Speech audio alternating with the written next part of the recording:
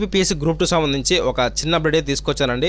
అందుకంటే ముందు చూసారంటే మన ఛానల్లో 1.5 మంత్ నుంచి ఒక్క వీడియో కూడా పోస్ట్ చేయడం లేదు. ఎందుకంటే మనం అవసరం ఉంటేనే పోస్ట్ చేస్తున్నాము. ఏది కూడా ఎంక్వైరీ చేయకుండా నోటికొచ్చిన మాటలు ఇక్కడ చెప్పబడదు.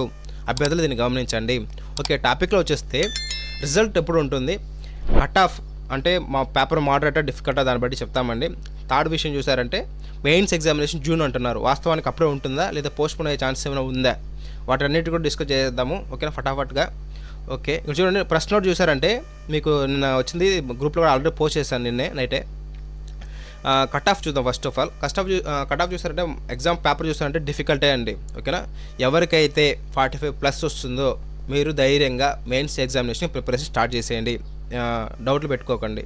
వీళ్ళు ఏమంటున్నారంటే 5 to 8 వీక్స్ లోపల చూసారంటే మీకు ప్రిలిమ్స్ రిజల్ట్ డిక్లేర్ చేస్తున్నాం అంటున్నారు.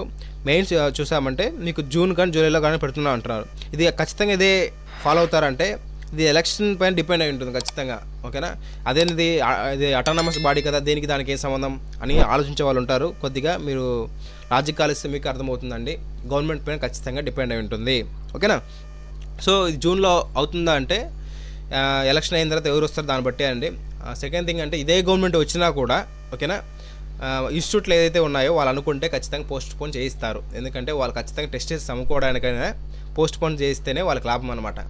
ఏదో వచ్చేసింది అదో పులి ఇదో పులి అని చెప్పి వాళ్ళు అమ్ముకోవాలి కాబట్టి ఖచ్చితంగా చేయిస్తారు. సో ఇక్కడ మీకు పాజిటివ్గా ఎందుకు చెప్తున్నా అంటే ఛాన్స్ ఎక్కువ ఉంది కాబట్టి నాకు సిలబస్ కవర్ కాలేదు అనుకునే వాళ్ళకి కోసం చెప్తున్నాను అనమాట. మీరు ప్రిపరేషన్ స్టార్ట్ చేసి మీరు చదువుతూ ఉండండి. ఎగ్జామ్ అయితే జరుగుతుంది, ఈ ఇయర్లో ఖచ్చితంగా జరుగుతుంది మెయిన్స్ కూడా అన్డౌటెడ్లీ.